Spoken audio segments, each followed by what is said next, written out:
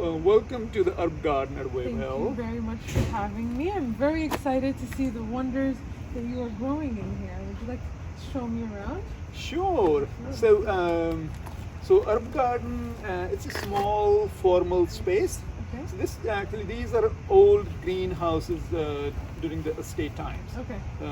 So this foundation is from the greenhouses, and the plants. The way Herb Garden is one of the most accessible space at Wave Hill. Okay. You know, any person with limited sort of walking abilities or a wheelchair person could come in Okay. and be close to so many different plants. Great. And the plants that we have here, our sort of goal is to have plants from around the world. Okay. Familiar, like people, we get so many diverse audience, so many different people. Mm-hmm. So we want them to see something that they know, something that they are familiar with. So there's so many different kind of plants that grow in this small space. Okay. So there are some herbs. Okay. Obviously, it's an herb garden. Then, like some edibles. Like this year, we're growing eggplant in the front. So then, a lot of plants are sort of just used in perfumes or like dyes.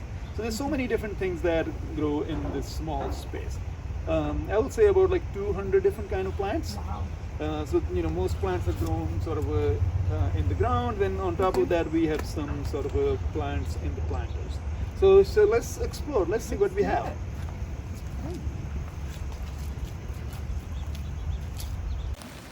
So now we're looking at the bitter melons. So bitter melon we are growing here on this arch that we created this spring, just to save the space. Rather than having them sprawl all over on the ground, so we're growing them on this natural looking arch. So this variety of bitter melon is commonly known as a balsam pear. Okay. I think this is not as commonly used in cooking, but this is more or less ornamental. Okay. But its bigger cousin is like a bitter gourd or bitter melon, as I call from my Indian background.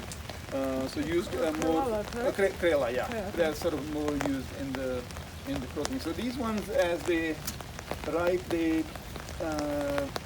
turn reddish. So that's what I'm growing them for. Okay. The main goal of these is like ornamental. Okay. Anyway, this is sort of like just to see what we have here. So this is the bitter melon. Here we have some peppers over here, Joey. That's right. Yeah, we got Right, some what variety? jalapeno and cayenne. Oh, beautiful. So I think you're using cayenne today, right? Yes, I will be. So I see you have green and red, correct? Yes. What would you like? Should I get some? The red ones look gorgeous. Well, let's get some.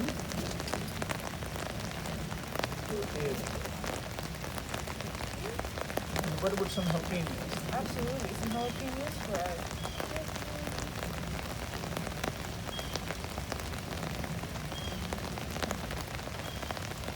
So in terms of the kind of plants that we grow here in the herb garden, some plants are just kind of for a more or less educational purpose and their aesthetic sort of value. Okay. So this is a black cotton plant. The fruit is, the cotton is white, but the leaves of the plant is really dark. So it's a really great contrasting plant grown next to other things.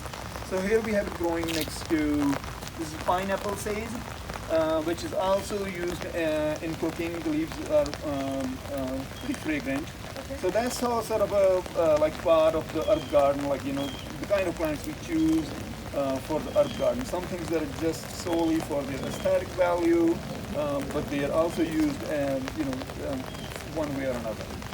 And it has the taste of pineapple more so than the sage? This one has exactly. It tastes like sort of pineapple. Okay.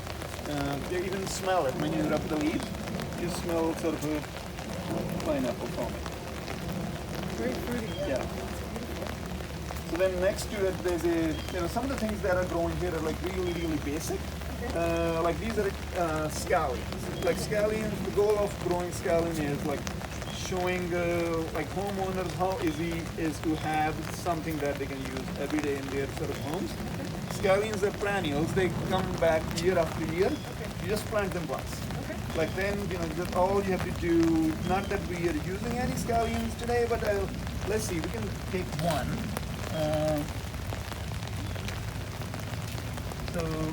So yeah, so there's, once they're planted, they're coming back year after year. So anybody can, have like a couple of scallions, then they're set for their life.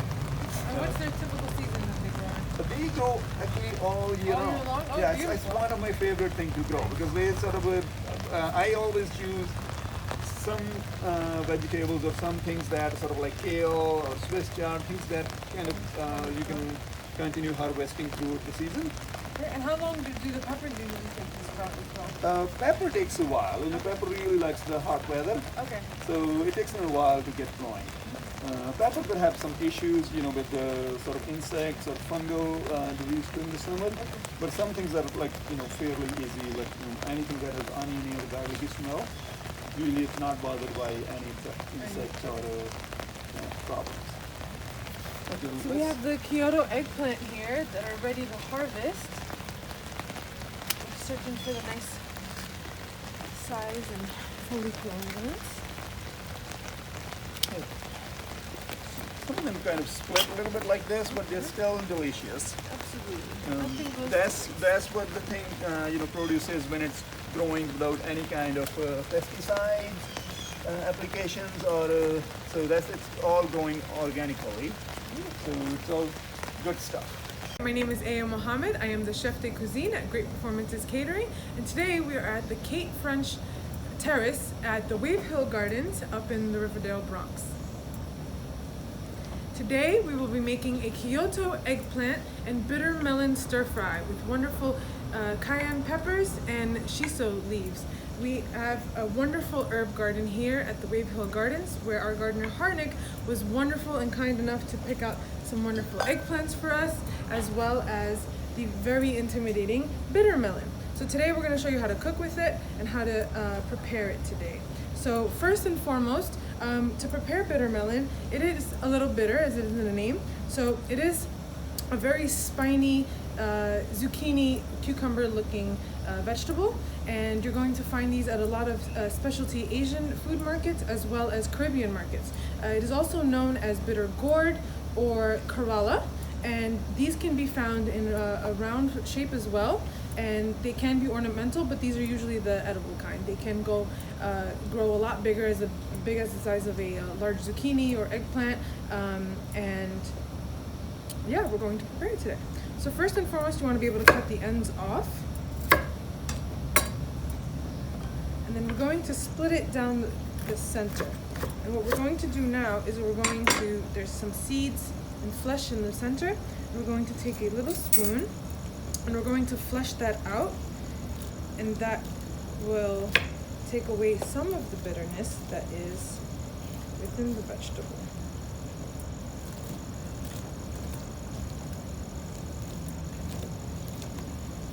So the flesh can be a little bit tough, so depending on the size that you find, it'll be a little bit easier or harder to do. Now we want to be able to cut all of our vegetables in a uniform shape, and because bitter melon is a root vegetable, you're going, gourd, you want to cut it a little bit thin, so we're going to cut it in a 1/2 inch bias. And we're going to make the eggplant the same size as well, so that way when we do our stir fry, they're going to cook evenly. And so I want it a 1/2 inch cut like this, as such. And right here I have a pot of boiling water. What I'm going to do to the boiling water is add some salt, a generous amount of salt. What we want to do is actually extract the bitterness from the bitter gourd.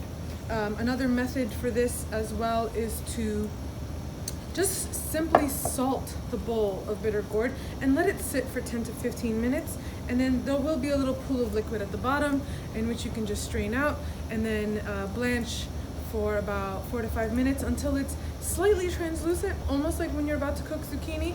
And then, but we don't want to cook it all the way because we're going to still stir fry it. So I'm going to pop it in to our strainer here, into our boiling water that has been nicely, generously salted.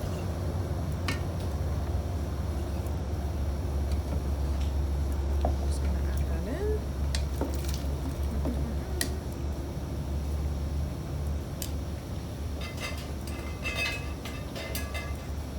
let that stir for a second.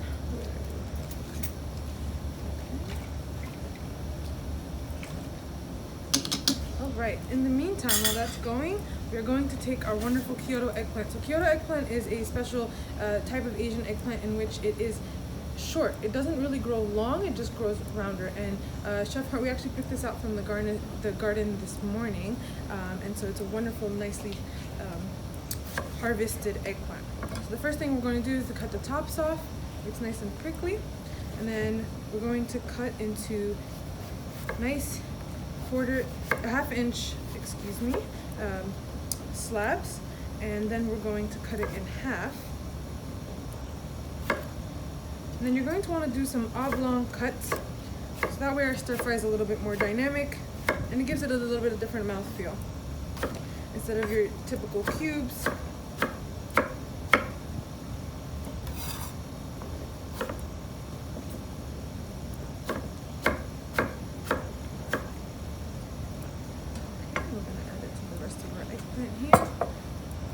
Wonderfully nice, different shaped pieces of eggplant that will cook nice and evenly with our bitter melon. All right.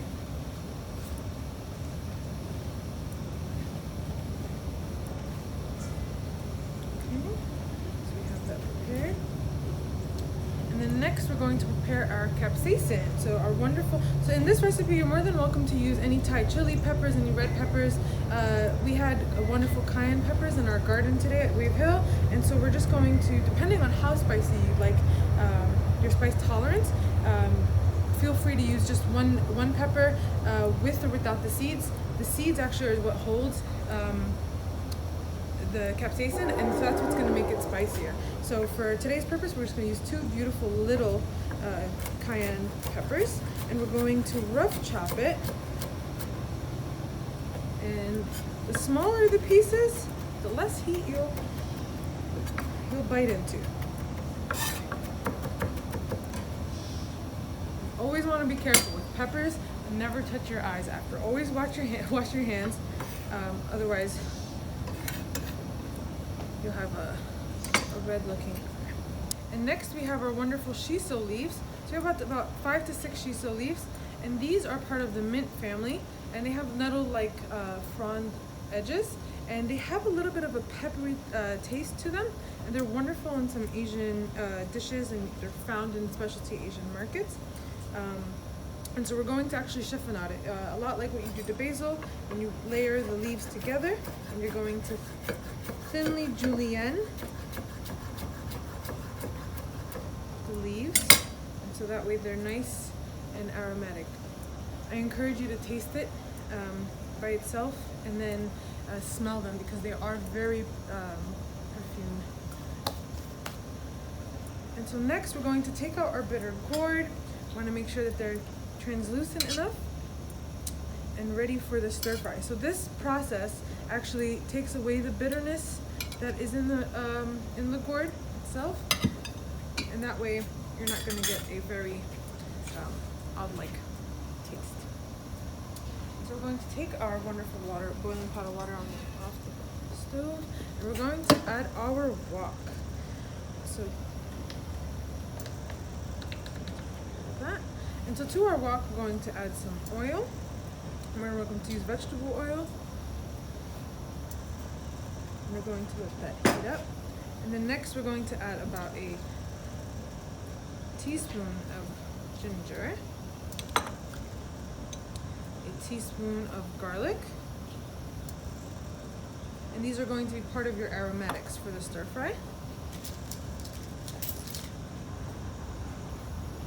So we're going to wait for this to heat up and sizzle.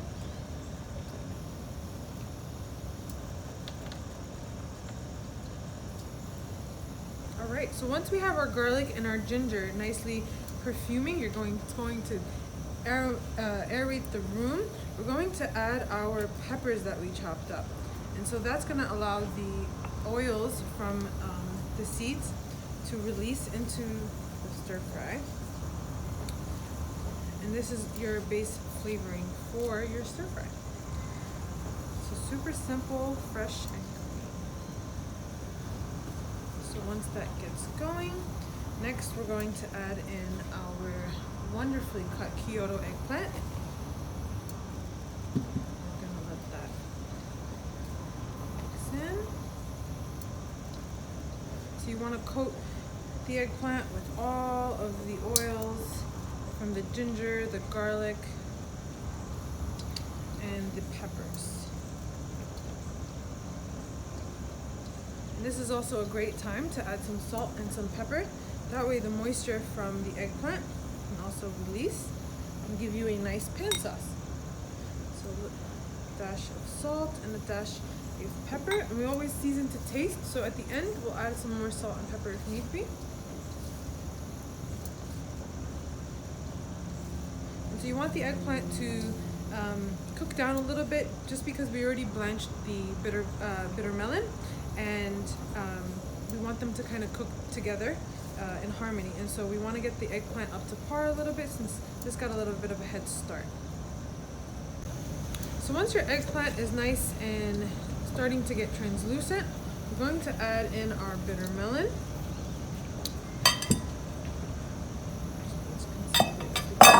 You're gonna mix that in together, let that marinate. And so that was already also salted, so we don't want to add any other seasonings as well. And we're going to let that also get translucent and marinate together.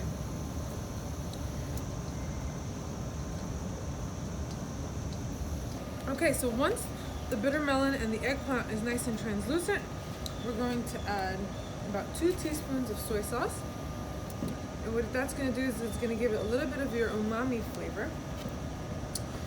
And they're going to toss in some of our shiso leaves,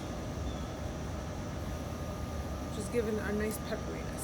So we want to toss that together.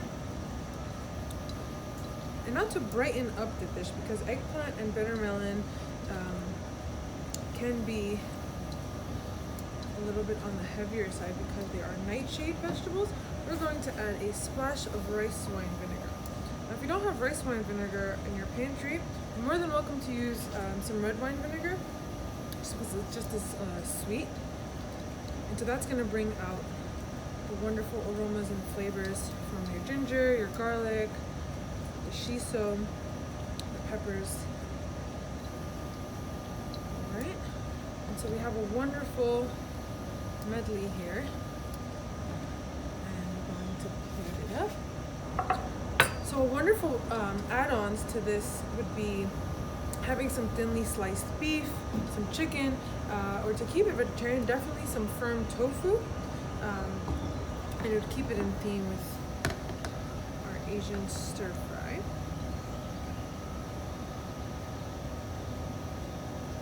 And I have here in front of us some wonderful jasmine rice that we cooked in coconut milk and just topped with some scallions.